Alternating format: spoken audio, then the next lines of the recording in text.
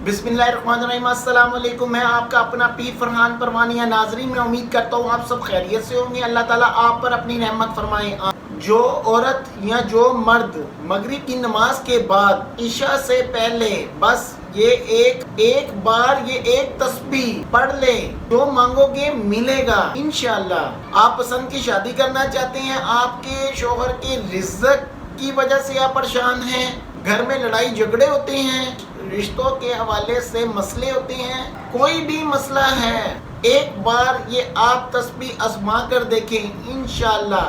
वो अमल कौन सा है? इससे पहले आप मेरे चैनल को सब्सक्राइब कीजिए, लाइक कीजिए, बेल आइकॉन बटन को प्रेस कीजिए, वीडियो प्लीज शेयर कीजिए ताकि और बहन भाइयों के प्रॉब्लम हल हो सके। पसंद की शादी के लिए, बेऔलादी के लिए, कारोबार की बंदिश के लिए, अगर आप वीज़ा लगवाना चाहते हैं, किसी भी किस्म का हिसाब करवाना चाहते हैं, किसी भी किस्म का इस्तिखारा करवाना चाहते हैं, तो नीचे व्हाट्सएप पर राब्ता करें। नीचे व्हाट्सएप पर राब्ता करके आपने इंतजार करना है, कुछ ही देर बाद आपको जवाब दिया जाएगा। अब आते हैं इस बात की तरफ कि वो तस्बीह कौन सी है।